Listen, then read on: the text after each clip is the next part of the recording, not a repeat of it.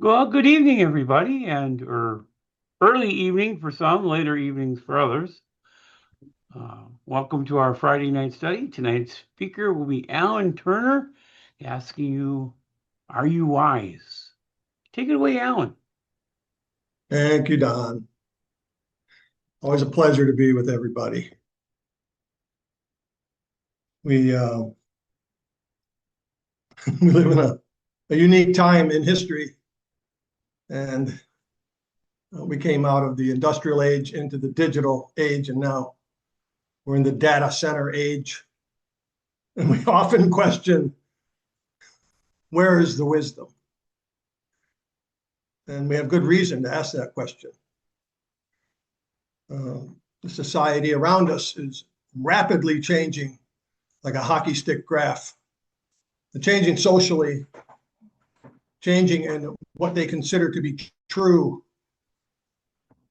Things that were once upon a time absolutely not true are now considered to be true by various segments of the population and by other countries that may think differently than we do here in the Western world. So we ask the question, where is the wisdom in that? All of us have been probably asking that for the last 50 years. So tonight we're talking about wisdom, the need for wisdom.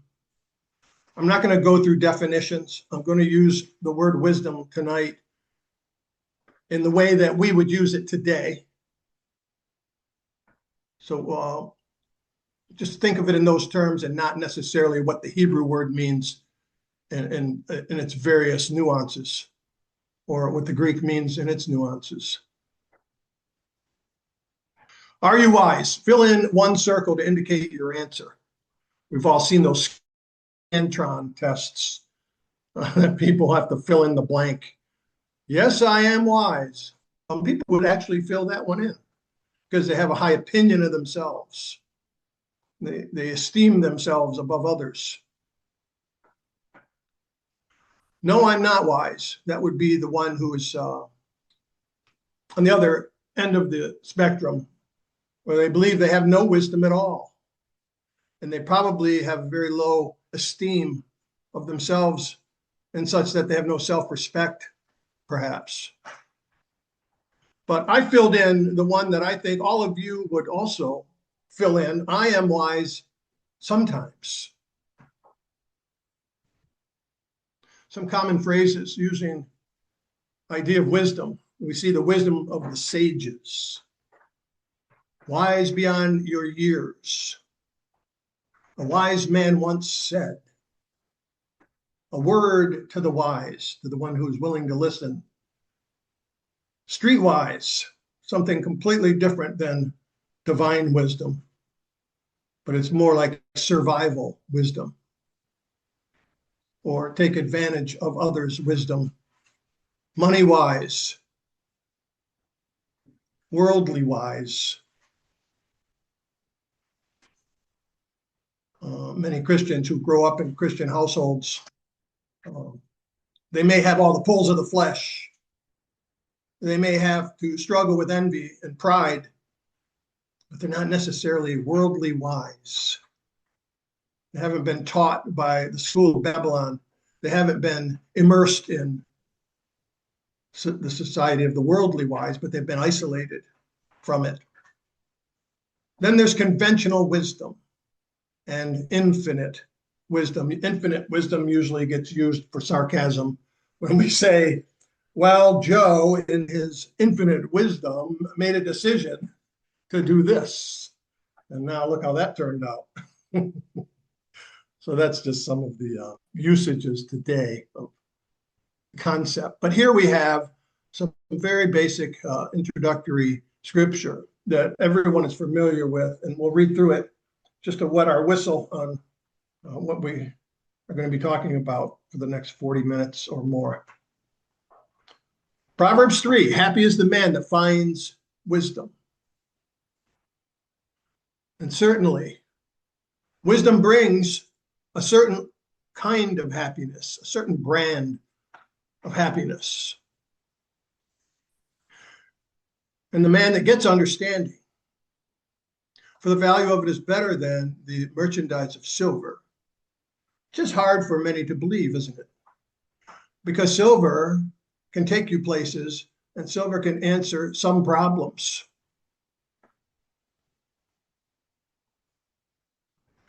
And it is better than, and the gain thereof is better than fine gold.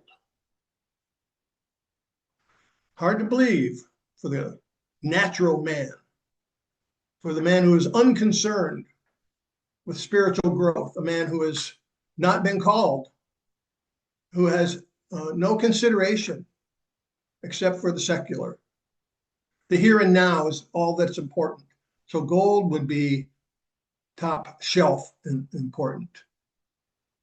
But here we see verse 15, wisdom, she, it's kind of personified here as a her.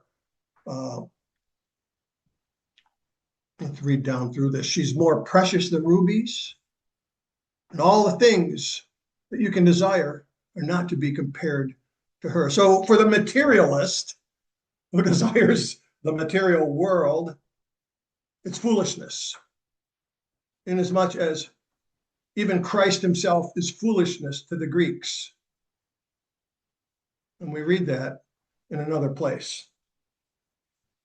Length of days is in her right hand, and in her left hand, riches and honor of another kind. So you kind of have to fill in the blanks here. Not every wise man has lived to be 90 years old. So is it really true, or is this a generality? I'll let you answer that. Her ways are ways of pleasantness, and all her paths are peace. She is a tree of life to them that lay hold upon her. And happy is everyone that retains her. Well, he's really talking it up, isn't he? He's really saying, this is something that you want to have. And his instruction here is to get it and to keep it and hang on to it.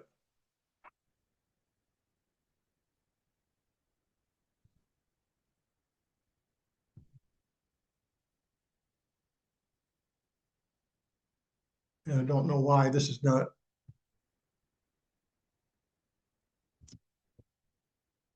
There it is. Okay, this image I found on the internet is what they call the 7 pillars of wisdom,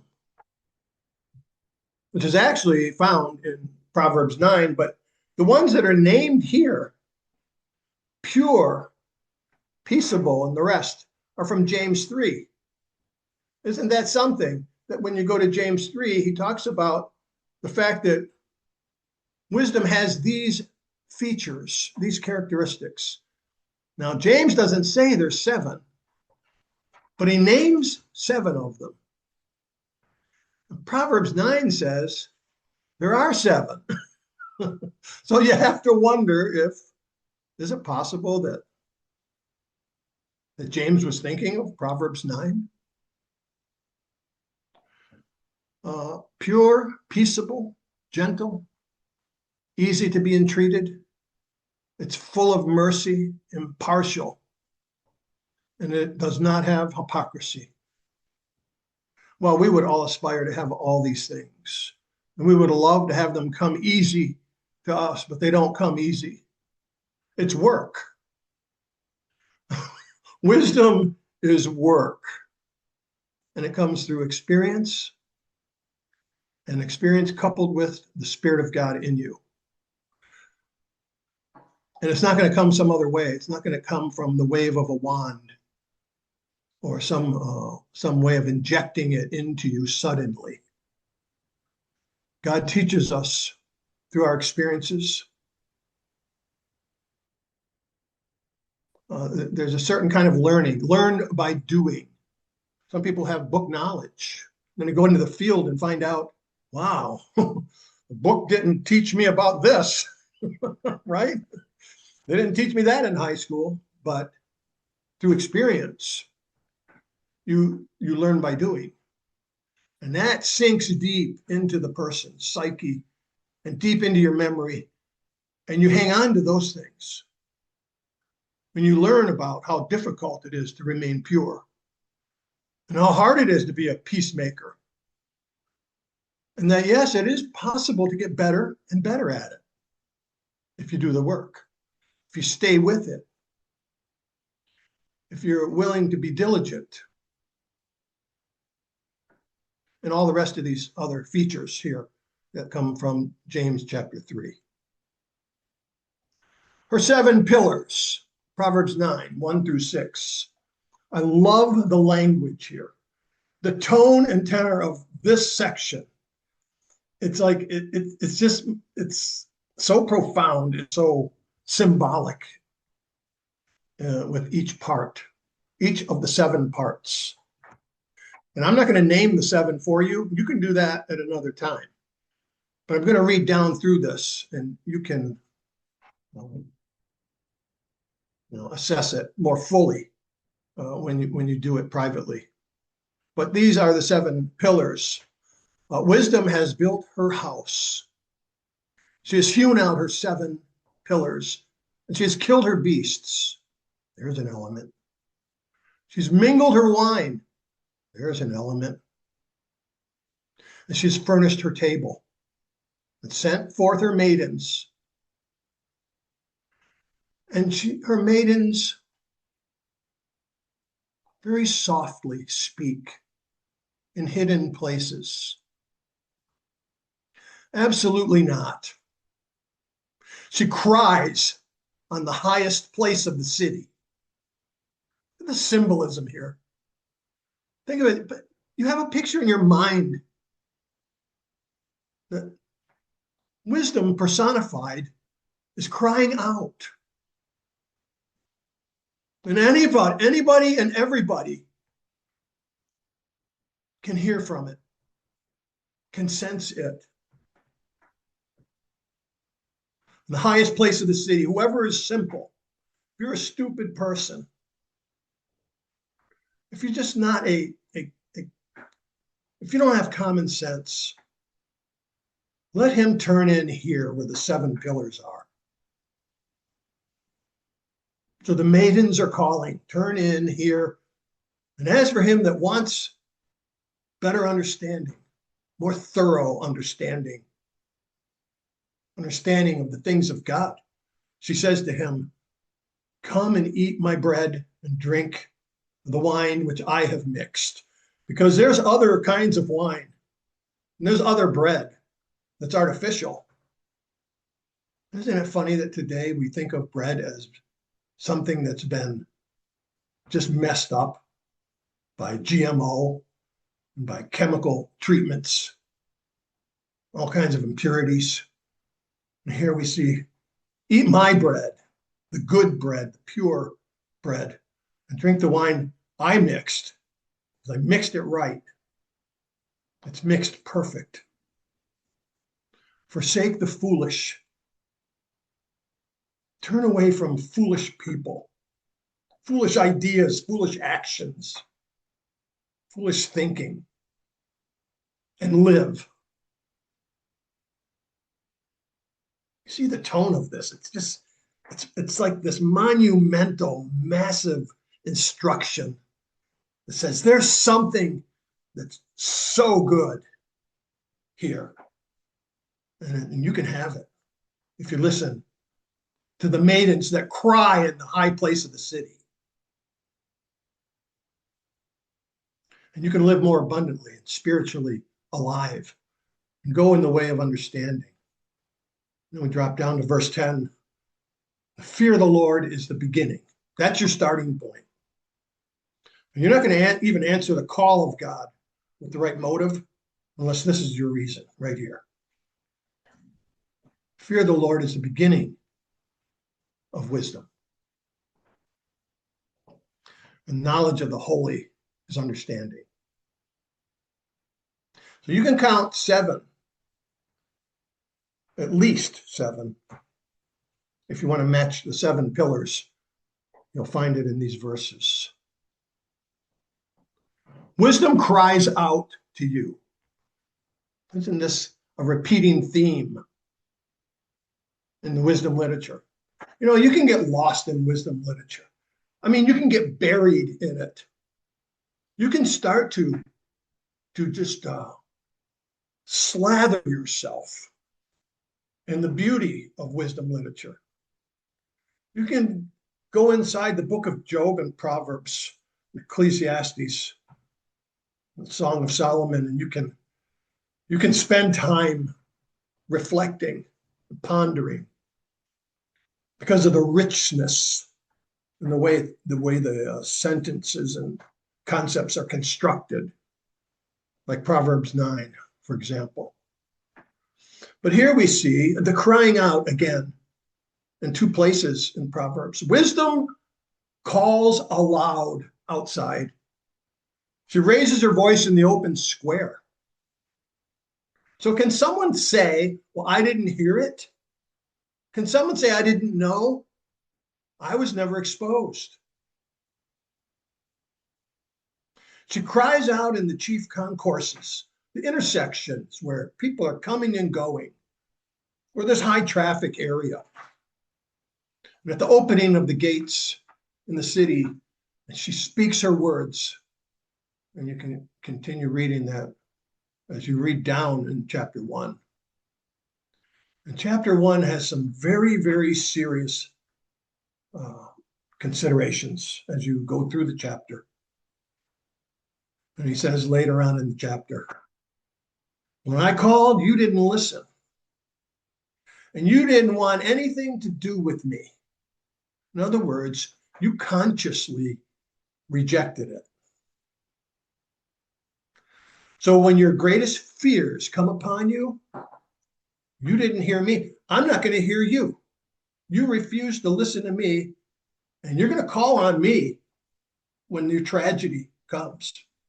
I'm not going to listen. There's some pretty grave consequences. Proverbs 8, verse 1. You can go back to Proverbs 1 and read that. I mean, I'm shocked when I really went through that slowly in Proverbs 1. It was really like you reap what you sow kind of thing. You reject it. You don't want to hear his voice when you could hear it. And then later on, you want to push an easy button and say, oh, Lord, rescue me. He says, no, that's not how this works. You didn't want a relationship. You didn't want to listen. I'm not going to listen to you when your tragedy comes. It's sobering.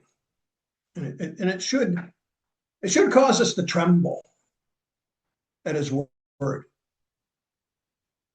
Say, I better make sure I don't fall into that. If I get if I become lethargic and I stop listening, what can happen? I can start falling into the bad habit of not spending time in the word. What can happen? You slip into a lackadaisical attitude and begin to form new habits. And then eventually you slip away altogether. So let's read Proverbs 8 here. It's also about the crying out, and it's not hidden. Does not wisdom cry out? Of course it does. And understanding lift up her voice. She takes her stand on the top of the high hill and beside the ways where the paths meet. She cries out by the gates at the entry of the city, at the entrance of the doors. And what does she say? To you, O men, I call.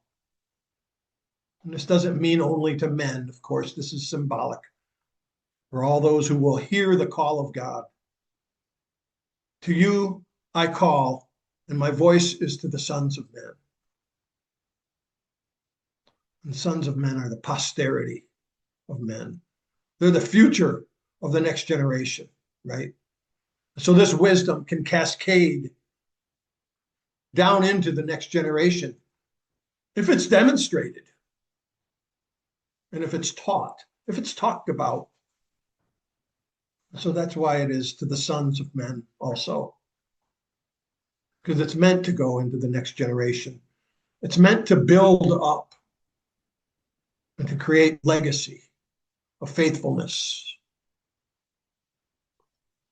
And we don't always have the answers. We don't have all the answers. You might have answers to some things, but we don't have them all. We're faced with problems, but we don't have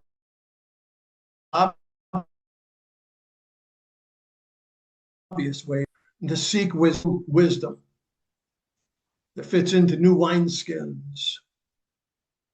We stretch the wineskin when new wisdom comes upon us, new understanding, and new ways to act to solve the problem. When we're trying to train children, wisdom is needed because children are all different and they respond differently to different stimuli. Some respond to corporal punishment, some do not. Some respond to art and literature, and some respond to science and nature. And so we need wisdom to train children. We can't just say one size fits all here. And so we have to seek that early on. I did not do that. I mean, it's like most of the things I did in my life, I stumbled with it. Very poor planning. And as a result, mediocre results, right? Yeah. Although the blessing of God did come and raise me up and give me so much more than I deserve and provided for me in ways that I could never have done for myself. But left to my own devices, it was a miserable failure.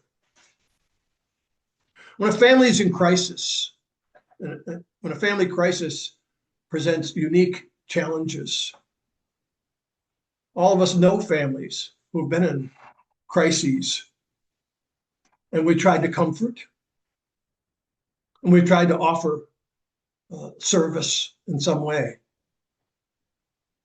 When a career change comes upon us unexpectedly, especially for men who have their identity wrapped up in their career, and they sadly come away from being let go early, and they feel empty and they have no direction, and they go into depression. And unless God is there to lift them up, it can be bleak. But for the Christian man, he easily pivots in his faith. Well, maybe not easily pivots, but he's at least able to have that inner strength to move on, to get through, and to make good progress. What about when the culture is pressuring you to conform? Well, you really need some wisdom there, because we need to respond. We don't want to react. We want to respond. When the culture is pressuring your children in school to say certain things a certain way, or a variety of other settings where culture is the pervasive force, it pressures us to conform today in ways that it did not 20 years ago or 50 years ago. When health issues come, we need wisdom because we aren't sure what to do. Should I go with the herbalist? Should I go with the MD, standard protocol? Sometimes one makes more sense than the other, but we need wisdom for the decision. And that's a big choice. It's big when it comes upon you. You're the one, your future, and whether or not you live is at stake. So we seek wisdom at that time. Dealing with difficult neighbors. Some of you probably had that. I did. You have to use a lot of wisdom there. Because if you do a knee-jerk reaction, you make an enemy for life. It's much harder to live in your house when you know the guy next door despises you and hates you and will try to get back at you. Now, I didn't have that, but difficult neighbors pose a challenge that require good wisdom. And you have to have boundaries, because if you don't respect you, he won't either. So you have to have healthy boundaries. And that goes across the board. That's with everybody, right? Friendships, that's with your children, your friend. Yeah, what? What'd you say, Shar? Oh, yeah, family. Yeah, especially that. What about when choosing how to use your time? You need some wisdom there, because we waste a lot of time. People spend time doing things that are a waste of time, and they could have been more productive spending time meditating. This verse says, teach us, Psalm 90:12, to number our days. We should all be cognizant of that. We all need to consider this is the temporary. We don't last very long. That's just the way it is. So teach us to number our days, that we might have a heart of wisdom. I know you're all familiar with the verse, but it's a reminder of time management. Because the heart of wisdom doesn't spend a lot of idle time. It doesn't allow regret because you wasted so many years of your life on foolishness. But no, you number your days. You have a heart of wisdom, knowing that there's a limit here. When establishing short and long range goals, you have to compromise, because not everybody agrees on what those goals are. For your personal goals, great.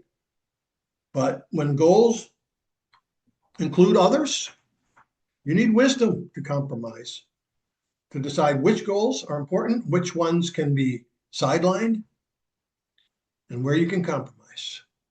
Not everybody's good at that. Everybody wants their own way. You're that way. You have your desire. You want your own way. But love does not demand its own way. The love chapter tells us. Last one on this page, we don't know if we should say something or keep our mouth shut. How many times have you you were ready to say something and you stopped? You said, no, I'm not going to say it. Not doing that. And afterwards, you're very glad you didn't say it, because it will light a fire, right? Isn't that what James says? The tongue is unruly and it lights the world on fire. He uses some very colorful language. But this is wisdom, knowing when to keep your mouth shut. And on the other hand, knowing when you must say something. Because sometimes to keep your mouth shut is not wisdom. And you can inadvertently allow someone to remain ignorant because you kept your mouth shut. So that requires wisdom, a time to speak and a time to refrain from speaking, Ecclesiastes tells us. We don't have all the answers. In the second page of that, when someone asks for advice and they expect you to have the wisdom, maybe you've had that happen. Maybe someone is just in casual conversation, mulling over something, trying to decide, and they ask you, what do you think? What do you think I should do? Wow, that really puts you in a tough spot, because you don't want to offer up some suggestion that causes a problem. And you don't want to refrain from speaking when you may have something that's valuable. So it requires, this is weighty stuff here. Someone asking you for advice. People ask counselors for advice. They ask coaches. They have life coaches now. And They help people, they guide people in making decisions. It's not light stuff because it has long range ramifications. Uncertain money matters, budgeting, financial planning. Yeah, if you do that flippantly, you, you most likely won't do well. Dealing with friendships, having healthy boundaries again. Friendships are such a wonderful thing. They enrich your life. But through unwise decisions, you can mess it up. If you're not careful with feelings, just because someone's a friend doesn't mean you can just blurt out anything that hurts feelings. So we have to have good wisdom in our friendships and not just say everything that's on your mind. I asked my wife one time, I said, well, with so-and-so, you're having a problem with so-and-so. Why don't you just be honest about everything? Whatever it is, just be open and honest about it. Won't that be better? The answer is no, it's not better because you're going to say hurtful things. And my wife did not take my advice because she's wise. Handling authority, theirs and ours. Your authority, when you have it, you certainly have it over your own life, and you may have it over children, or you may have some authority in some other arena at work or in the community. Handling it requires a lot of wisdom, right? And handling the authority of others, how to be under the authority of others who do have the position of power, and how do you manage that? Choose when to act, when not to act, what to say, what not to say. Next one, making evaluations and discerning what is actually true. That's pretty big there because you don't want to be in a fantasy. You want to evaluate what's true. That takes wisdom. Why do you think that's true? Well, because wisdom says thus and such. Are you able to discern what's true if you have some wisdom? I would hope so. And the answer is obviously yes. And God grants his people wisdom for that purpose, to make a wise decision on what's true and what's not true. When to be flexible and when to be firm, when to say no. That takes wisdom. How to manage sensitive social settings. How to look for a spouse. Now, this is a big one. People don't usually vet their spouse very well before they marry. How much investigation do they really do? You're head over heels for this person. You're infatuated. And so the whole world to you is through rose-colored glasses. But what about having intelligent guidelines as to what would make a good spouse? What would make one that is compatible?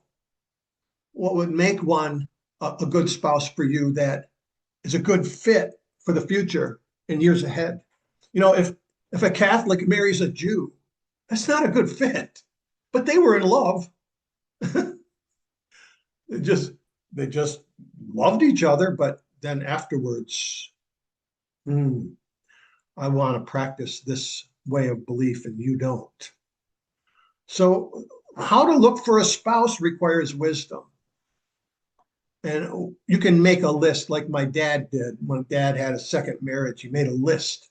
She must have at least some money to be able to take care of basic needs. She must have pretty good health, generally good health. She must have reasonably good intelligence. She must have, and so on and on. He made this list, and he would date various women and evaluate them. with the list of his requirements. I think that was wise on his part, so that he didn't just come along and marry someone that looked good. Looks is one thing, but that, eventually that goes away.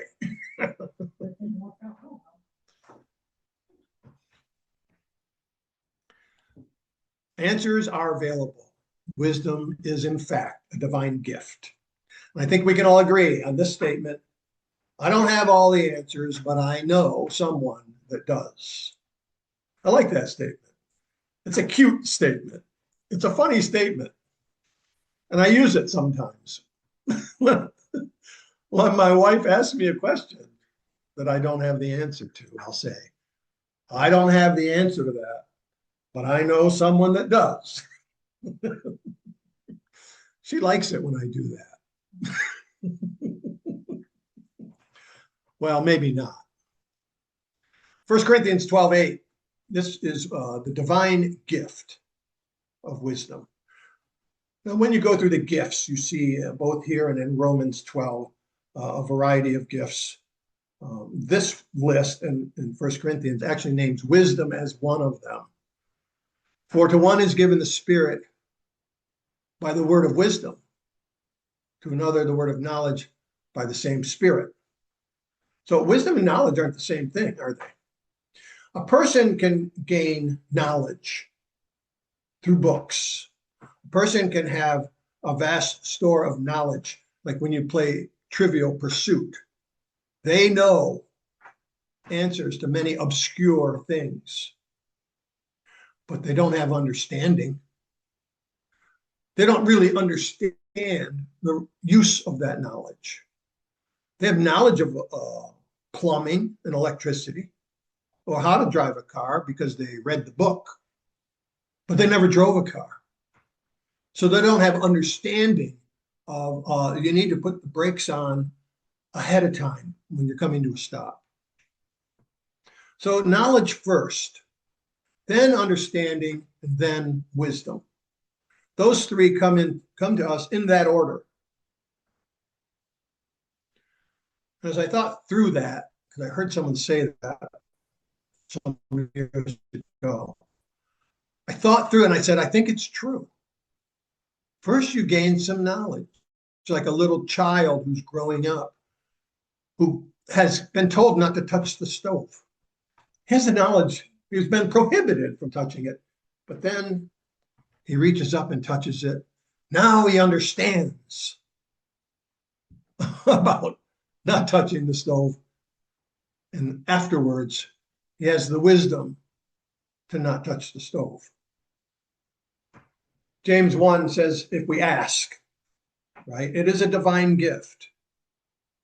If any of you lacks wisdom, let him ask. Do you think our Father will be disappointed that you asked? Absolutely not. Do you think he's delighted that you ask? Absolutely, he is. Just as your child, when your child tugs on your shirt sleeve and says, Daddy, I want to know about this. It's a delightful thing when children inquire. And so it is for our Father. Let him ask for the gift. Let him ask God, who gives liberally. He doesn't give it out stingily. And he reprimands not.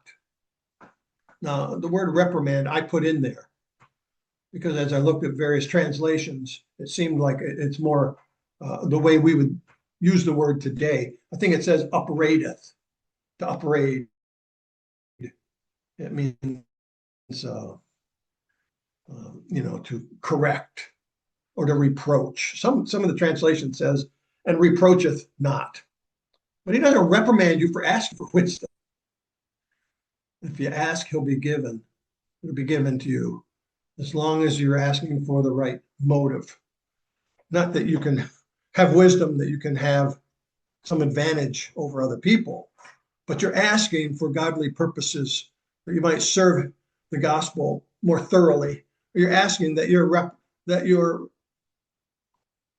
relationships would improve. You do better next time. That's a good motive. So you can more properly represent the people of God in his way, represent Christ himself. That's a good motive.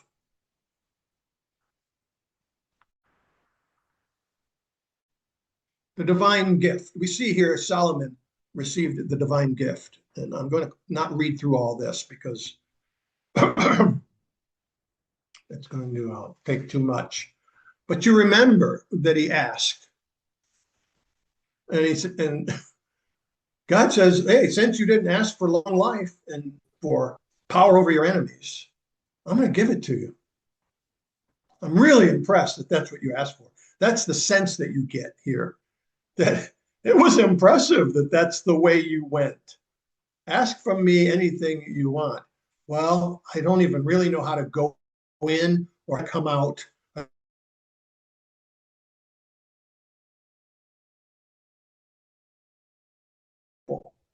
So I would like to have wisdom. Very impressive. Christ himself, it says here, is the wisdom of God. And what a beautiful way to add that attribute. Verse 17 says, this is 1 Corinthians 1:17 for those of you on the phone. You may not be able to see my screen. For Christ sent me not to baptize, but to preach the gospel, not with the wisdom of words, lest the cross of Christ should be made of none effect. That's right. Not with words that are just like eloquent oration. That's not how he was sent. It didn't come across with some academic process. It didn't come to the people in Corinth through some impressive speech. For the preaching of the cross is to them that perish foolish. Yeah, because they've rejected. But unto us which are saved, it is the power of God. For it is written, I will destroy the wisdom of the wise, that is, the wise of this world, the secular wise, the people who are full of themselves in academia and in the world of philosophical posturing. I will destroy their wisdom. They'll find out it doesn't work. It takes you down a path of demise. And I'll bring to nothing the understanding of those who are prudent in their own eyes. Where then does that leave the wise, and where does it leave the scribe? It leaves them nowhere. The wise in their own eyes, and the scribe who thinks he's all that. It leaves him nowhere. A dead end street. Where's the disputer of this world? The one who can debate and has the ability through persuasive words to impress you when he disputes. Isn't God made foolish the wisdom of this world? Continuing on in the chapter. For after that, in the wisdom of God, the world by wisdom knew not God. It pleased God by the foolishness of preaching to save them that believe. For the Jews require a sign, and the Greeks seek after the wisdom of this world. But we don't do that. We preach Christ crucified, the atonement, the way into eternal life. We preach not the wisdom of this world, but the ultimate wisdom. To the Jews, it's a stumbling block. You can't accept it. To the Greeks, utter foolishness. But to them which are called, that is to those who receive a calling and say, yes, Lord, you're right, I'm wrong. To those who are called, doesn't matter if you're a Jew or a Greek, Christ, the power of God and the wisdom of God. Beautiful, beautiful language. And he is the ultimate wisdom sent down from above. The treasures of wisdom. I have cited several verses here that we probably should let go of. I'll just cite the first one, Colossians 2:3. In whom, that is in Christ, are hid. What's hidden from most eyes, most ears, most understanding of the natural man. But in Christ are hidden all the treasures of wisdom and knowledge. Wow, that's big, isn't it? Because he's unlimited by human standards. He has the totality of all wisdom and knowledge. No wonder we go and ask, because he has it, and he has it to give. You see, there's James 3, and I'm going to move on quickly here. Greater than Solomon's wisdom. He says, the queen of the south came, Matthew 12:42, and she'll rise up in this generation and condemn it. But why would she do such a thing? For she came from the uttermost parts of the earth to hear the wisdom of Solomon. And we know the story. She came and said, it's more than I was even told, more than I imagined. And behold, a greater than Solomon is here. Greater in wisdom is what's implied here. So the wisest man that ever lived was impressive to other people. But here in the Christ, one much greater than the wisdom of Solomon. And I never really thought to stop and think of it that way. When he says a greater than Solomon, I thought greater in every respect. But even though that's true, more specifically, the context shows us he's talking about wisdom itself. Wisdom is beyond mere men. And I'll just read a couple of these here. You can't really just make a decision to find it out. You may know some very intelligent people, whether they're Christians or not. If they're not, then they're dabbling in foolishness, like the Greeks. Ecclesiastes 7:23 through 24. All this I have proved by wisdom. I said to myself, I have decided to be wise, but it was far away from me. It was out of my grasp. It was unattainable. For that which is far off, wisdom, and it is exceedingly deep. Who can just make a decision to go find it? Who can say to themselves, I'm going to go get that for myself? Well, the wisdom of God can't be attained in that manner. I will let these other ones go for sake of time. Romans 11:33 and Job 26:14. Limits to our wisdom. I'll just read the first one. Ecclesiastes 8:16 and 17. When I applied my heart to know wisdom and to see the business that is done on earth, see everything God is doing here, to try to get an understanding of what God is doing and how he's doing it. Even though one sees no sleep day or night, you could stay up all night like some men do. And you can spend all your time looking to seek it out. And I saw all the work of God. And I saw that a man cannot find out the work that is done under the sun. People claim they know the entire plan of God. They don't. People think they know how God does his work. They don't. They have ideas.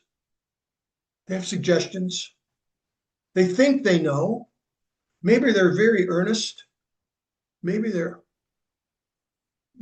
seriously trying to explain how it's done because they think they know, but they don't. We only have inklings. We only have bits and pieces we see through a glass so dimly. A man cannot find out the work that is under the sun. For though a man labors to discover it, and you can labor, and many have, and continue to do, yet he won't find it. Moreover, though a wise man attempts to know it, he won't be able to find it. And that's one of the things Solomon came to. He realized as much wisdom that he had, which was good, and God gave it to him. You can't figure God out. You can't figure out his work, how he produces what he produces, how he stretched out the heavens. That's a phrase we find several times in Scripture. Everyone wants to talk about the Big Bang and the origin of things. You cannot find that out. How he made life and breathed into the nostrils of a man, and the man became a living soul. You can't find that out. How he puts his spirit in a man. His Holy Spirit dwells in a temple. You think you can figure out how he does that? We should marvel at it and wonder at it. But the work of God cannot be found out because we have limits, as my heading says, to our wisdom. In Psalm 139, he says, "It is high, I cannot attain it. Such knowledge is too wonderful for me." He's talking about various aspects of nature and the formation of a baby in the womb. The secret things belong to the Lord, but those things that are revealed belong to us. Yeah, we have some wisdom, but not wisdom in every aspect. Things that have been given to us belong to us and our children forever, that we may do all the words of his law. The fear of the Lord is the starting point. So when do we get wisdom? Where does it come from? Again, the wording in Job is so it's like penetrating words. It's words that like sober you and just bring you to a kind of not somber. I don't want to use that word, but it's sobering words. Where does it come from? Where is the place of understanding? Because I don't know the answer. Since it is hid from all living, and it's kept close from the fowls of the air. Destruction and death say, we've heard of it. We've heard of its fame. God understands the way of it. He alone knows the place.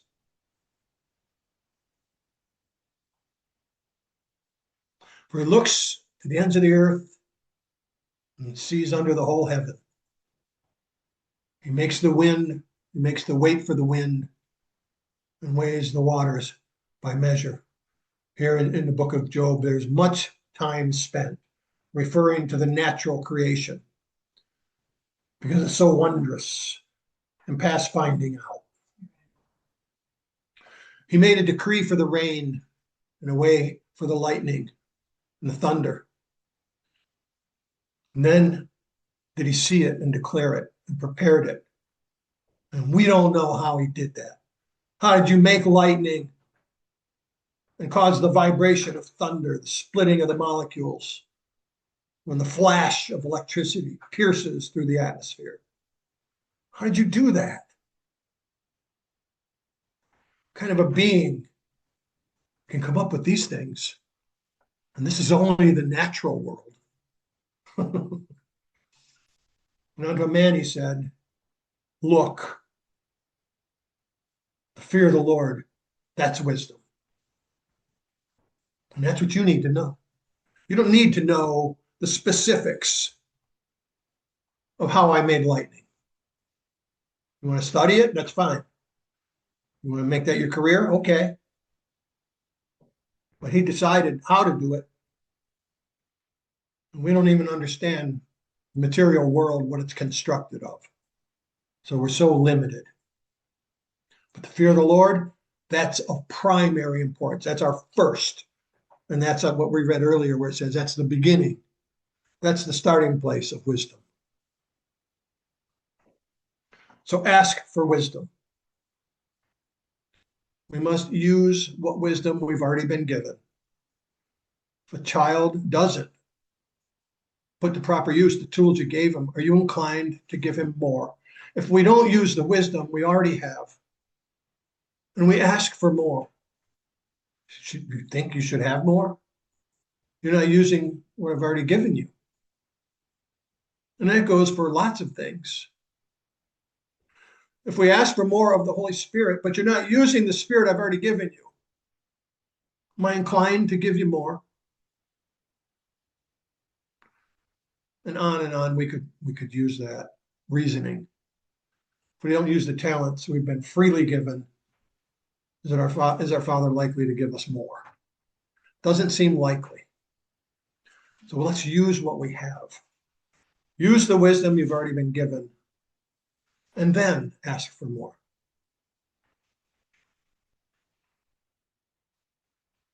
That concludes my presentation. I'm going to stop share at this time.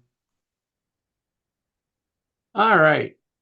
Time now for questions. If you have a question or something you'd like to ask, please raise your hand. As you see, several hands have already gone up. Go ahead, Gail. Thank you so much, Alan, for your wisdom. For I went ahead. I had to go. I need to go out of the house. So my question is, what are those 7 wisdom things that we do need that the Bible mentioned twice? Thank you. And I appreciate the what you said. Well, I think Proverbs 9, 1 through 10, you can go through that yourself and make a decision on what they are. The 7 that are mentioned in James 3 are pretty clear because James he just names them one after the other. He says the wisdom that is from above is first pure, then peaceable, and then he continues on from there and names 7 of them. So you want me to name all of them? I mean, I can open my Bible to James if that's what you want. Okay. Thank you. Let's see, James 3. It's towards the end of the chapter here. The wisdom that is from above, this is verse 17, James 3:17, is first pure, then peaceable, then gentle, willing to yield, full of mercy, good fruits, without partiality and hypocrisy, which are two other things. You could actually say there's 8 of them there if you want to break it down that way. But it's contrasting verse 16, the wisdom that is verse 15 and 16 talks about demonic wisdom,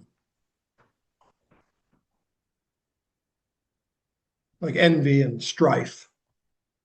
Oh, thank you so much. So it gives us a way to look at ourselves and see our character and the development of our attitudes towards the years. Thank you so much, Alan. I have to Yeah, go. Sorry, guys. Again, you can look at Proverbs 9 and you can count them there too.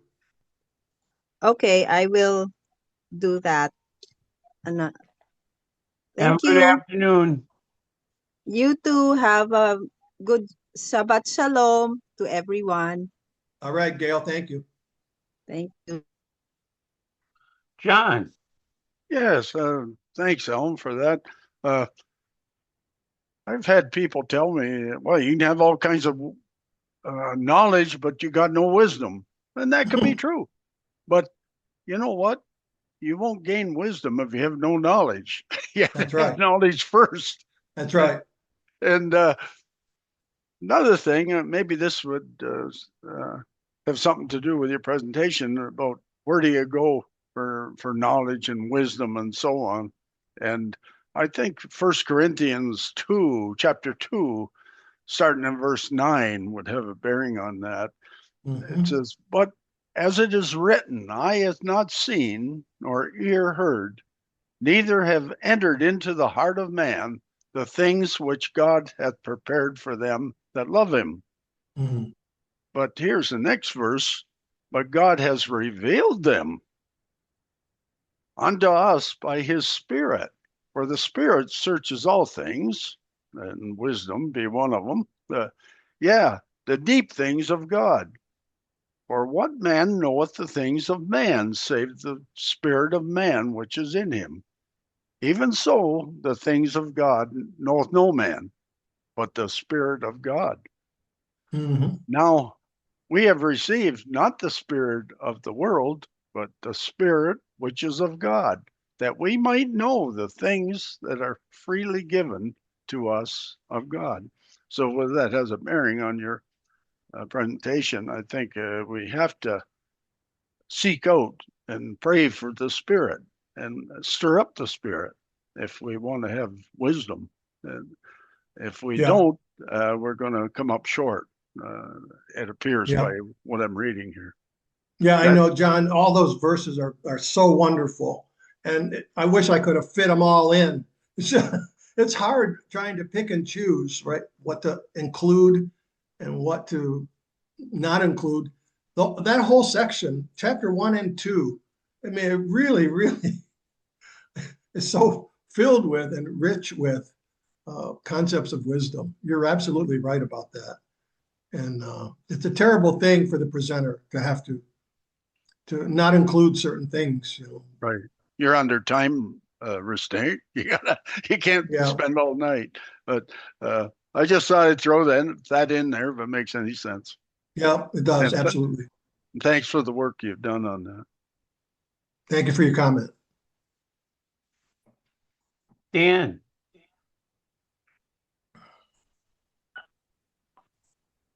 Can you hear me? yes, we Yes. can. Okay, my phone was being unclear as to whether I was muted or not, but okay. A good presentation, Alan, and the topic of wisdom made me think of, I believe it's called the prayer of serenity, and I think it goes something like this: Lord, give me the patience to accept the things I can't change, the courage to change the things I can, and the wisdom to know the difference.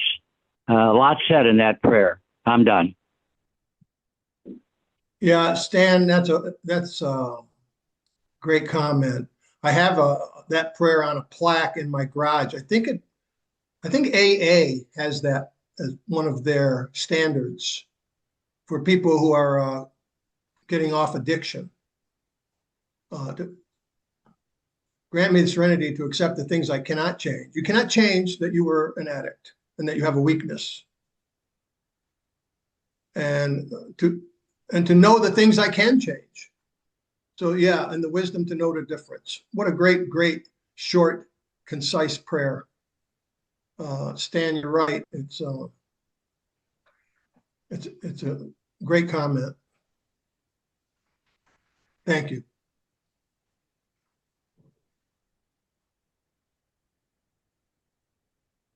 Chris, Yeah, good evening, everyone. And Don, thanks for the hosting job tonight. Very much appreciate that. Alan, thank you very much for your presentation. As always, spot on, and I really appreciate you're bringing it to us so many really powerful statements here, and just leaves us with a lot to think about. There's an interesting scripture in Deuteronomy 4 that I was reminded of. And, the whole thing about Deuteronomy is Moses recapping everything for the children of Israel just before they go into the promised land. But in chapter 4, it starts out in verse 1. Now, O Israel, listen to the statutes and judgments which I teach you to observe, that you may live, and go in and possess the land which the Lord God your fathers is giving you. You shall not add to the word which I command you, nor take from it, that you may keep the commandments of the Lord your God which I command you. Now, jumping down to verse 5, this is the interesting statement to me.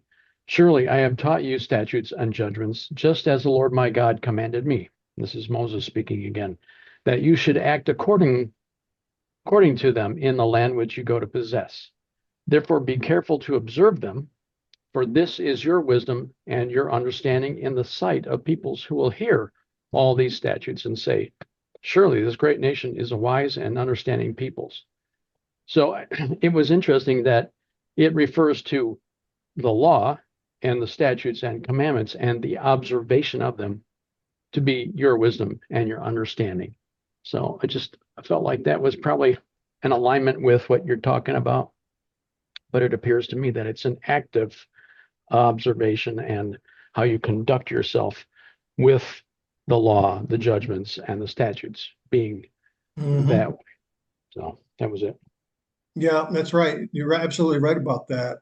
The other nations would observe how they handled matters, how they arranged social order and everything else, right? Through the law, various requirements and prohibitions were to be an example to the surrounding nations.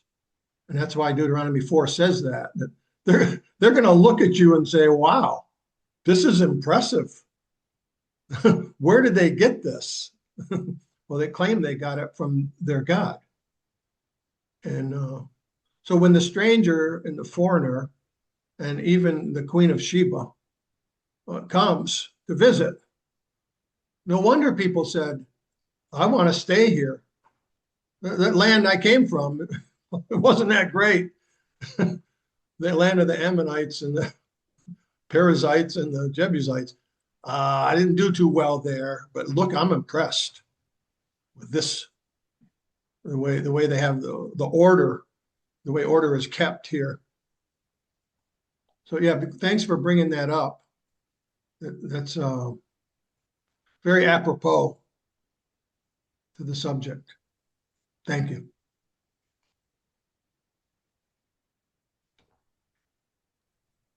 Gloria? Yes, thank you. And Alan, thank you for a great presentation. And as well, the different people that have different things to add to afterwards to be able to actually talk about it and staying on topic is a nice chain. It's nice as well because you can't cover everything. And if you did, we'd be here for how long? So Yeah. to be able to go through things. So I did have a question though. When you were talking about 1 Corinthians 1:22, where it says, for the Jews require a sign and the Greeks seek after wisdom. You said that the Greeks seek after the wisdom of the world. And I was wondering where you got that from, because when I read Psalm 147, verses 19 and 20, I remember reading a children's book. It was like a third, fourth, fifth grade book about Greek history, the golden age of Greece, of Pericles and such. Okay.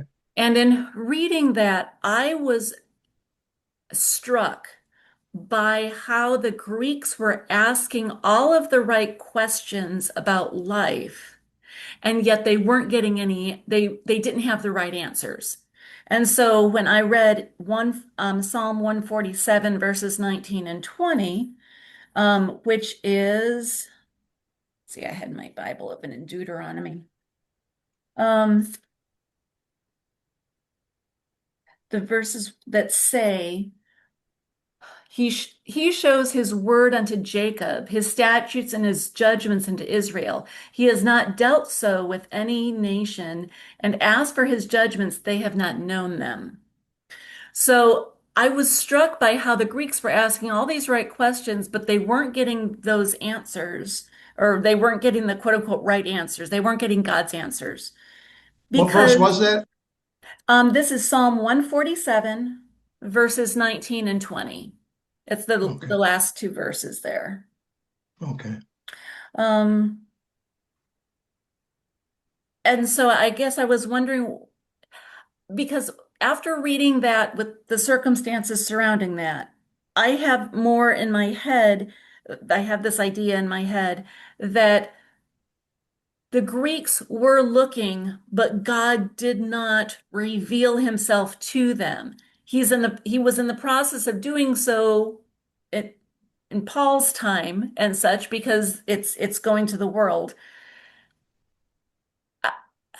And the Greeks were trying to make, this is the impression I get, they were trying to make sense of the world around them, and they didn't know how it worked.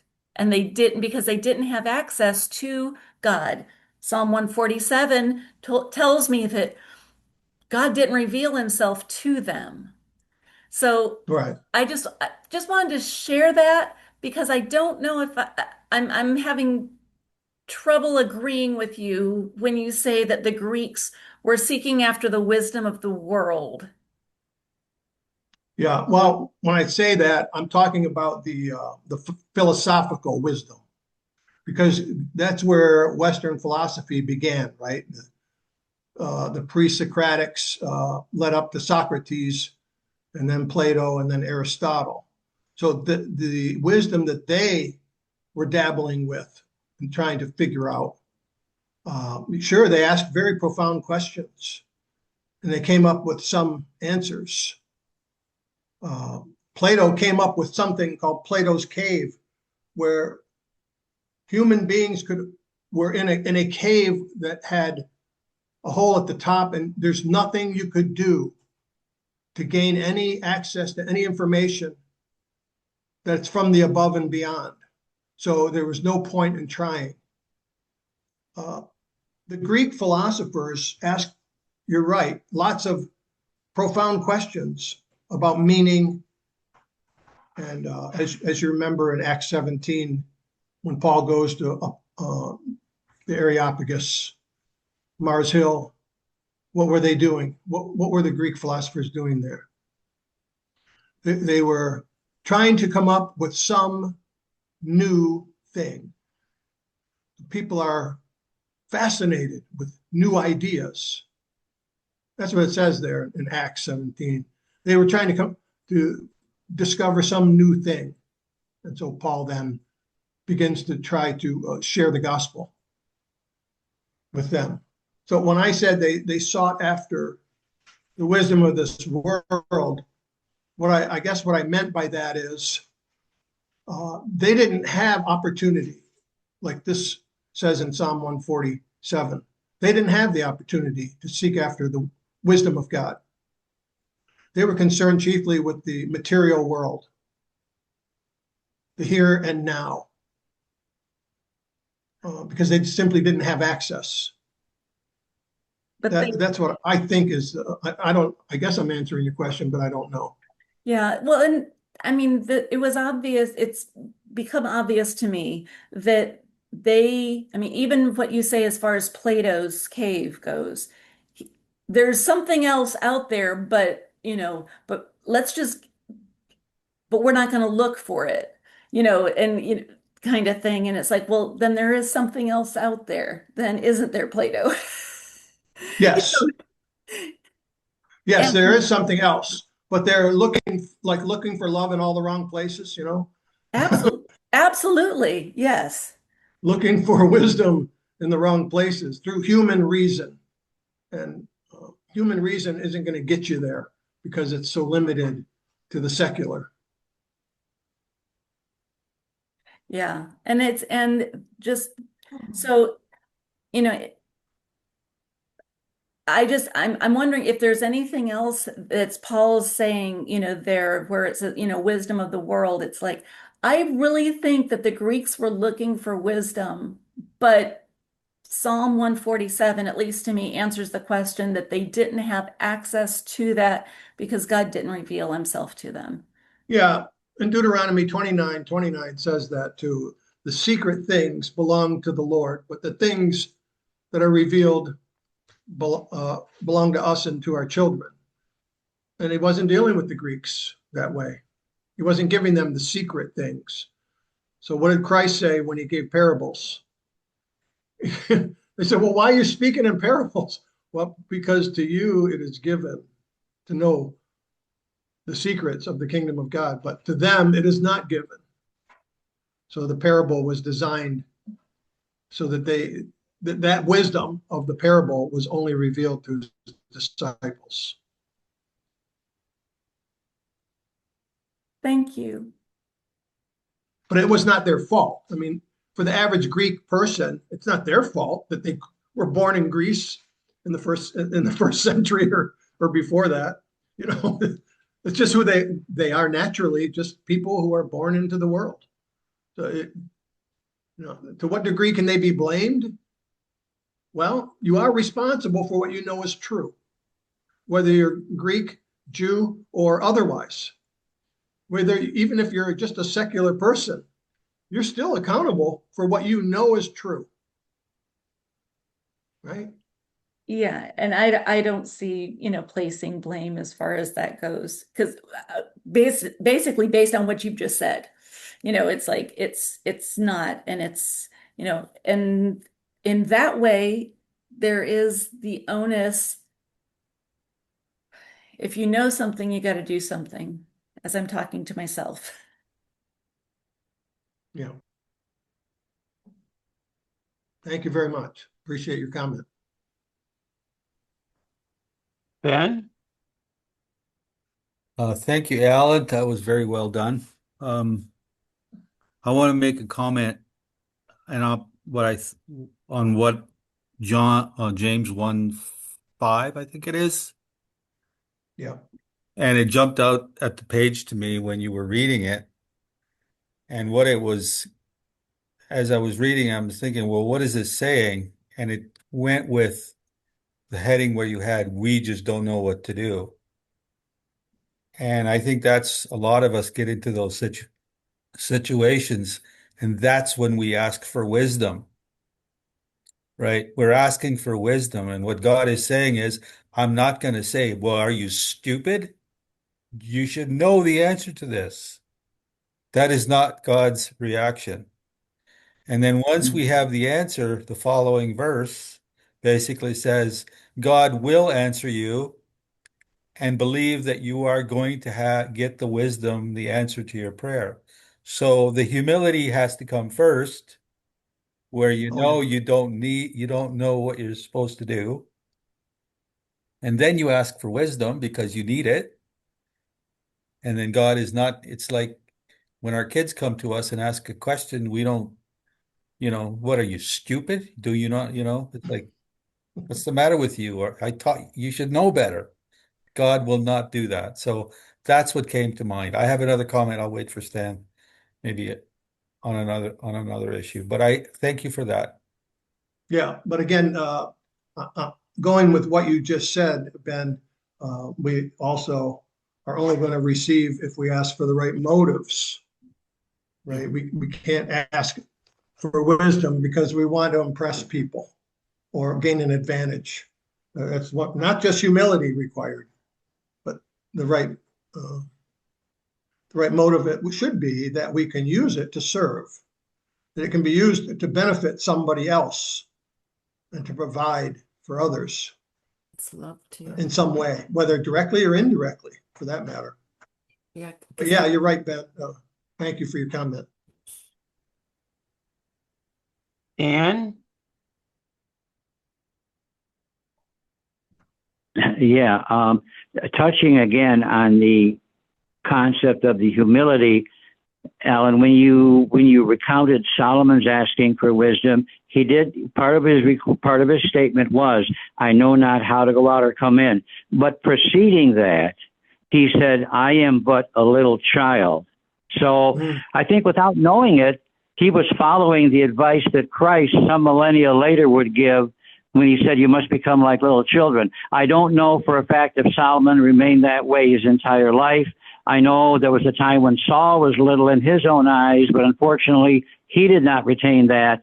But at least in 1 Kings 3:7, one of the things Solomon did say in requesting wisdom is, "I am but a little child." So he did show humility in his request and asking for wisdom. I'm done. Yeah, you're right about that, Stan. Because if somebody's just full of themselves and they ask for wisdom, that would be a real mistake to give it to them, right? Because they already think highly of themselves. So what benefit would it be to provide additional wisdom to that person? What do you want it for? Maybe God's thinking, God's asking, wondering, right? Well, what do you want it for? Yeah. Yeah, Ben, your mic is on. I heard everything your wife said, and I kind of agree with her. Just kind of, Alan.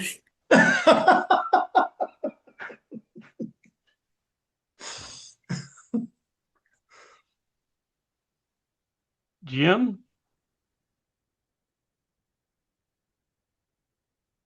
Yeah, Alan, I'd love to get your opinion on this. Follow up on Ben's observation. You know, a kid asks his parents, "Dad, why is the sky blue?" You can talk about refractive indexes and wavelengths and all that kind of stuff, but that's not really what the child wants to know. How do you put wisdom in there in answering that kind of question? Since there are no stupid questions. Well, I think probably every child asks that question. Or something similar, right? Like, how can Exactly. birds fly? Yeah. But what they're really doing is they're inquiring about the natural world because of the wonder in a child's mind and not having knowledge of it or understanding of it. And there's a natural desire to know. There's that curiosity that all children have. So I think the wisdom that would apply there is to encourage the child to look at simple things that they can grasp, things that are able to be understood on a child's level. And to try to encourage the child to continue to inquire and not to get discouraged because you don't have every answer all the time. And then tell the child also that you as an adult, as a person who's lived life for some time, you yourself do not know the answer to many questions. We don't know really what electromagnetism is made out of. There's theories. We don't know what gravity is made out of. So many of the simplest things we just don't have the answers for. And encourage the child to continue, like do some simple scientific experiments. I had a book one time, 150 science experiments for children. For the inquisitive child, that'd be a wonderful thing for them to continue in their wonder of the natural world. To try to get a hold of simpler things that they can see and touch. They can't see and touch the sky or light waves. So it's much more difficult. But yeah, they're going to ask that question. And it's going to take some wisdom to try to continue to encourage them in that direction. A quick follow-up on that, just Hebrews 5:6, milk rather than meat, because you should be ready for meat, but you're not, so here's the milk. And obviously that's talking about wisdom. Just looking on your observation on that, because I will give you an honest assessment that sometimes I have problems with people who are not ready for meat and are still on milk, and I don't know how to deal with it. So just Yeah. curious. And that takes wisdom too, because when you're trying to make progress with a person who's at an elementary level, it takes wisdom to know how to proceed. And most of us don't have that naturally. So you're right, Jim. It's a challenge to somehow tap into the wisdom of working with a person on that level. And it's a skill that can be developed. Of course, teachers develop that in elementary school. And for Bible teachers to develop that ability to meet people on every level of spiritual growth, that's a big challenge, man. If you're sitting in a room with people who have had 40 or 50 years of study, and then you have someone that just started last year, how are you going to give something to each one? Well, that's a challenge and requires wisdom. So what you're saying, Jim, is pretty big. And it touches all of us, I would say.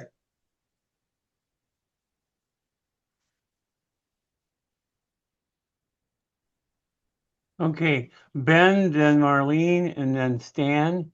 Go ahead, Ben. Okay, this isn't my comment, but sometimes when somebody asks you the time, don't tell them how the watch works. I think that's good advice because they don't want to know how a watch works. But anyway, going back to another comment that I was going to make was, I don't know if you know who uh, Prager is, Dennis Yeah. Prager. Yeah. Yeah. So he recounts the story when he was as a young man, he went to university, and of course he had a background where he learned the Hebrew scriptures and from a very young age. Yeah. And so he went to university and he was just baffled because, like, what are all these people stupid? Because men are not, gender doesn't exist. Up is down, down is up. All of these seemingly intelligent people, I guess they would be intelligent, but these are the people that are going to teach us, and they don't know what's up and what's down. And he was talking about relaying the story about how he was walking one day, and then a Hebrew scripture came in his mind, and it was the beginning of knowledge, the beginning of wisdom is the fear of God. And then he goes, aha, that's what's missing here. And then he was able to navigate, right? So what you're saying is true. The beginning of wisdom, and what do we see in the world? What do we see in, yeah, in the culture? It's definitely a void in terms of Yeah. knowledge of God. Anyway, I'll leave it there. Thanks. Yeah. And I think, Ben, if I was going to edit that version of the Bible, I would say the beginning, fear of the Lord is the beginning of true wisdom. Not pseudo wisdom.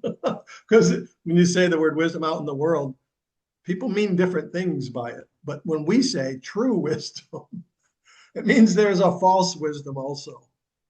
But Dennis Prager, he's the one that said, you send your children off to the university for 4 years so that they can learn to hate you. I remember him saying that some years ago, and I thought, wow. And then I seen it actually happen to people in my family and several of my family members. So yeah, he's he fell and broke his back. He's a quad now, I guess. And that happened last year or something, maybe 2 years ago. Anyway, I'm done. Yeah, it was about a year and a half.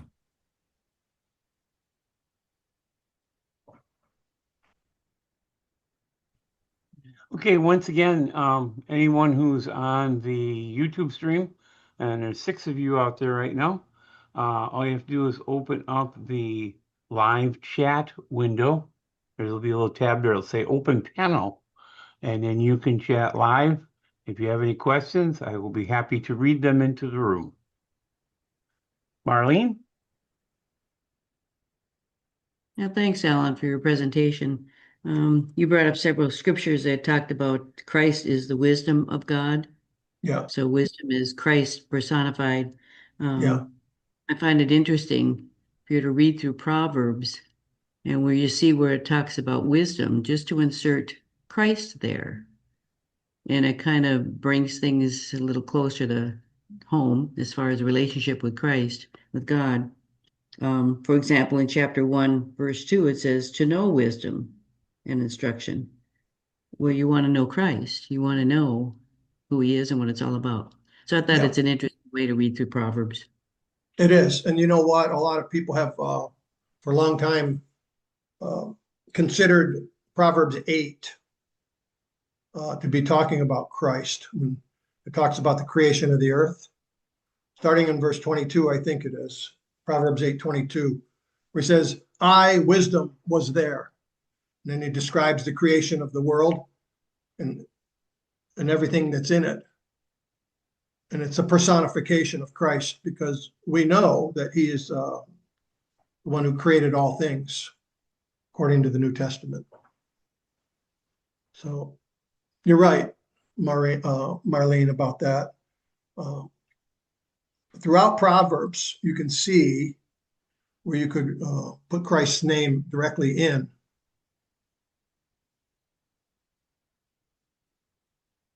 I think it's the first 7 Proverbs. He says, my son. And then he directs his son to not be taken in by temptation, by sensual temptation that leads you down the pathway to death.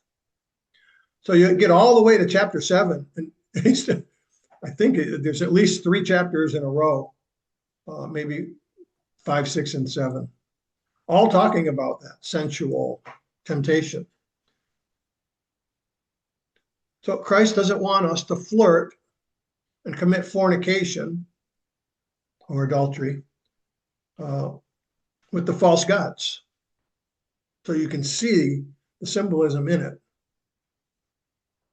there. So I'm glad you brought that up, Marlene, because most of Proverbs, you can fit that in with the instruction of wisdom. Is the instruction of Christ himself. Thank you for bringing that up.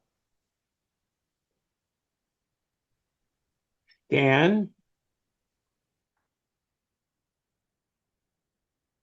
Yeah, a little while ago, Alan, I think I remember you saying something about using the words, I don't know. And it reminded me of an incident about 30 years ago with an associate pastor in the worldwide congregation who was fired by Pasadena for not going along with the changes. But nevertheless, my main point is one night I called him up and asked him a very difficult and pointed doctrinal question. And he tried to give me an answer. And finally, he just stopped and said, you know, Stan, I don't know. And then he began to apologize. And I stopped him and said, no, I said, don't apologize for saying I don't know. I said, I have a lot of respect for a man that says I don't know rather than cook up some answer just for the sake of giving an answer. So, and I don't know if this is what you were trying to say. I don't want to put words in your mouth, but I've learned in life there's a lot of power in using the words I don't know when it's appropriate. I'm done. Yeah, you're right about that. People will see you as being honest when you admit that you don't know instead of, like you said, cooking it up. That's what I was getting at when I said there's a time to speak and a time to refrain from speaking. If you don't know, then just don't say anything. Don't put something out there that it could be right. You think it might, it couldn't be right. It might be wrong. And you speak it as if it's fact. This is really what gets under my skin with the prophecy prognosticators that are out there. They've been out there for hundreds of years. They espouse some kind of a prophetic interpretation as if it's fact. And it's not. It's their opinion. They think it's true. but they teach it as a fact. They should say, I don't know what this means. It could be this, it could be that, but I really don't know.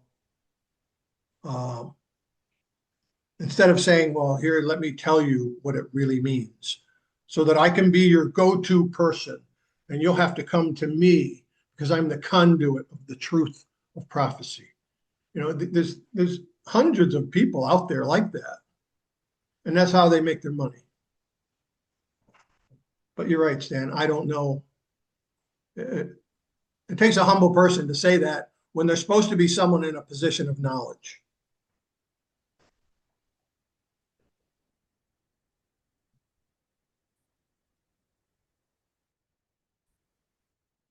Yeah. Oh, Jim, go ahead. I'm sorry, I was muted. Hey, Alan, just interested in you expounding on the I don't know part of wisdom, because I had an advisor at MIT, and by 30, he was the vice president of his company, a metallurgy company. And he got there because he was doing sales. And when he did sales, he violated all the standard sales processes by saying, I don't know if we can do that. And sometimes saying, no, we can't do that. And he have customers offering to pay him to do it. He's like, I can't do it. And he said, therefore, when he said, yes, we can do it, they believed him. So we're just interested in, because that was a piece of wisdom that always stuck with me, was saying, I don't know when you don't know, and saying we can't do it when we can't. Therefore, when you tell someone you can do it, it means you can. That it's your reputation. It has to do with you having wisdom to discern between what you can and can't do. Just wondering how that would tie into your presentation, because that piece of wisdom has stuck with me for a long time. Yeah, I think what you're getting at is the root of building trust. The wisdom that builds trust is the wisdom of honesty. So if people know that you're going to give them a straight answer, and sometimes the answer is no, I cannot do that. I cannot provide that service. But then when I say I can and I follow through with it, they start to get the idea that you're honest and trustworthy, and then you become the go-to person. Because even if you can't do it and you tell them you can't, then they'll seek out other resources. But once someone finds out that in business you're honest and you're going to get the guy's not going to give you a runaround, and he's not going to try to pretend that he can do it. People like that because you're dependable. And so there's great wisdom in honesty. I don't know if so I've always considered that a great piece of wisdom, but how would you tie honesty into wisdom with your presentation?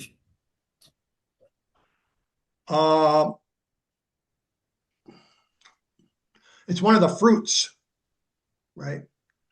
Honesty is going to win over a lot of people's trust. I guess because, how would you explain it? I guess just because people believe that you're going to tell them the truth about it. Maybe you should restate your question in a different way. I'm just throwing it out there against the wall. That's, for me, I've always seen that as a piece of wisdom, being honest.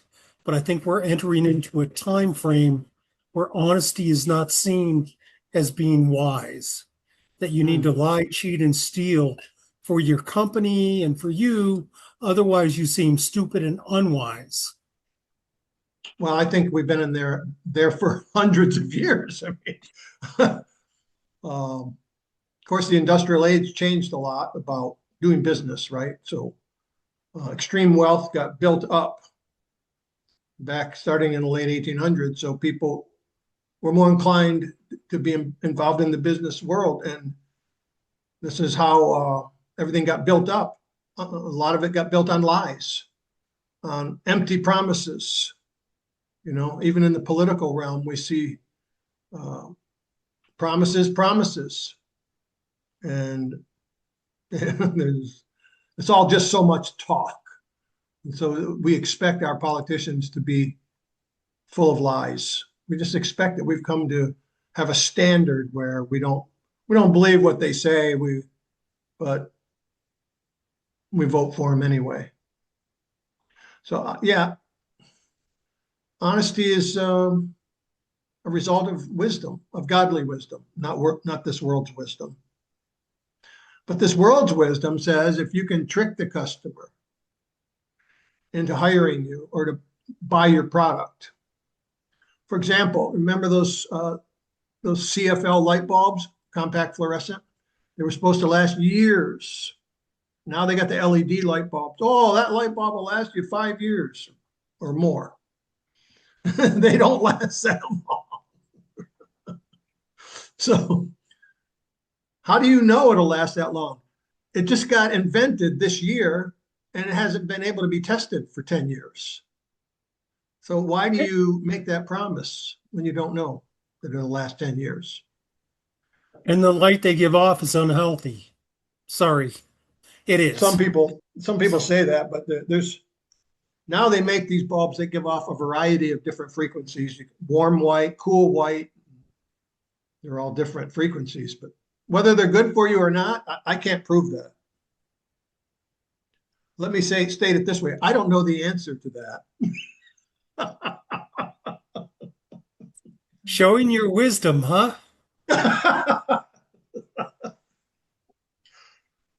Yeah. Get an old AM radio and hold it next to one of those LEDs and just listen to the RF. Oh, Chris? Yeah, almost forgot what I was going to say. Anyway, back to the topic of not knowing and praying for wisdom. In that situation, I think, there's the understanding and the knowledge, and then the wisdom is the practical application of it, like when to answer and when not to answer. But that reminded me of the scripture in 1 Peter 3, where it talks about be ready with an answer. mhm. And if we start with verse 13, it says, who then will harm you if you are devoted to what is good? Presuming that the context is spiritual and obedience, right? Because it goes on to say, but even if you suffer for righteousness, you're blessed. Do not fear them or be intimidated, but in your hearts regard Christ the Lord as holy, ready at any time to give a defense to anyone who asks you for a reason for the hope that is in you. To me, the context for our wisdom, knowledge, and understanding would have to be focused on God's knowledge and what he gives us, the law, the righteousness, etc., of what he's teaching us on a spiritual plane. At least that's my focus, right? Because my level of expertise in technology is high. My level of expertise in, thermodynamics or physicians, medicine, etc., is low. I wouldn't be presumed to know anything there. But when it comes to the context of spiritual knowledge, anybody asks me because they're observing, I'm hoping they're observing something good in the way I conduct myself, then I should have a ready answer based on knowledge, understanding, and wisdom. And I'm going to get that from God's word. So for me, the context is always going to be more spiritual than the physical. That's it. Yeah, it's very important that you mentioned that because it takes wisdom to meet each person where they're at.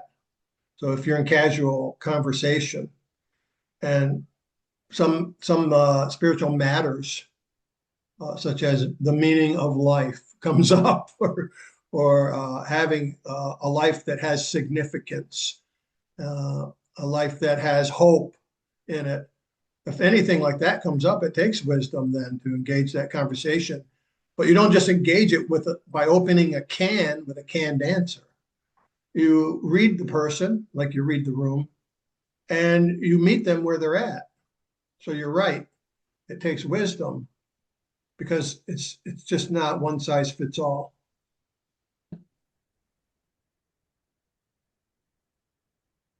Yeah, just to pick up on the discussion about guile, or better yet, the lack of it. I think that's why Christ asked us to become like little children, not childish, but childlike. Because when you see a very young child, what you see is what you get. The child hasn't, quote unquote, learned how to show guile. He hasn't learned that yet. Unfortunately, in this world, he will sooner or later. But as a very young child, he hasn't learned it yet. What you see is what you get. You don't have to try to read between the lines because he's too young to start demanding that you need to do that. So I think that's why Jesus said, become as a little child, because little children basically do not show guile. I'm done. Yeah, and Stan, also, little children are ready to receive instruction, which would include wise instruction.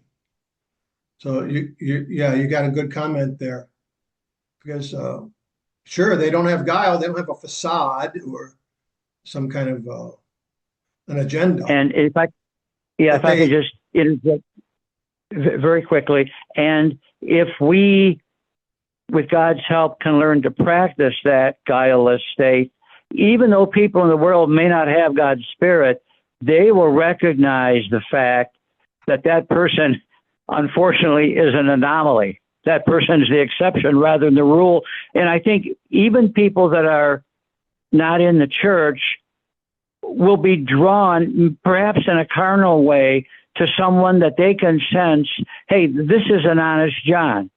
If he says A, he means A. If he says A, I don't have to spend time decoding what he said because he's not that kind of guy. So people in the world will be attracted to someone that they perceive is not duplicitous. I'm done. Yeah, good comment. Thank you. Jim? Yeah, let's just flip the coin to the other side. I heard someone say this, and I've had this experience as well. There are pretty amoral people who have read the book of Proverbs. Amorals, cheating on their wives, lying, stealing, etc. And they use the lessons of Proverbs to increase their wisdom so that they can lie, cheat, and steal better. I've seen that. I think you probably have seen that. So where would you put that on? I consider that increasing wisdom, even if it's increasing guile. Where would you put that, Alan? How would you explain that? Actually reading the Word of God, Proverbs, and using those Proverbs to lie, cheat, and steal better. Well, I think it's pretty obvious that they aren't achieving the wisdom of God when they read the proverb. If they are, first of all, if the Spirit of God is not working with that person or dwelling in the person, then they're simply gathering information that would be accessible to the unconverted mind. And they may be using it for some illicit purpose, for personal gain. Certainly, it is possible for someone to analyze the Proverbs in such a way that they could apply it to cheating people. I think so let me ask you, because I would say they're increasing in wisdom, not in godly wisdom, but increasing in wisdom. What would be your opinion on that? And I'll sign off on that.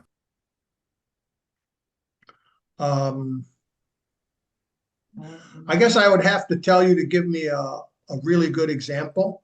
Go into the Proverbs, pull out an example of where someone who's completely unconcerned with godliness would be able to pull out a piece of wisdom and understand it without the Spirit of God to use it for their own selfish purposes.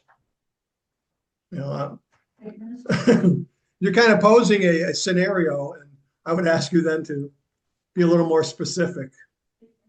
Find something that fits your scenario. And maybe you can. It might be easy for to me, find. It was people that I knew that read the Bible to increase wisdom, earthly wisdom, but not godly wisdom, because they were, in my opinion, pretty amoral people. but they still read the Bible. They read other things as well. Norman Vincent Peale, Power of Positive Thinking, things like that. All of these to help them with their sales. Yeah. Gotcha. So those kind of things. Yeah. I got you. Yep. So what are you asking my opinion on? Do you think they actually increased their wisdom? Because I think they did, just that their wisdom that they were increasing was not godly, but was earthly. Yeah. As it says in James 3 there, it's earthly, sensual, and demonic. So yes, they may be increasing in that kind of wisdom. But it's very limited, right? It's limited in that it can only work for a short period of time. How long can you continue to do business if all you do is take advantage of people? You have to continually move on to somebody else that's not aware of your reputation. It's very short-lived. It just can't, that kind of wisdom doesn't stand the test of time, but it does manipulate people, and it does take advantage short term.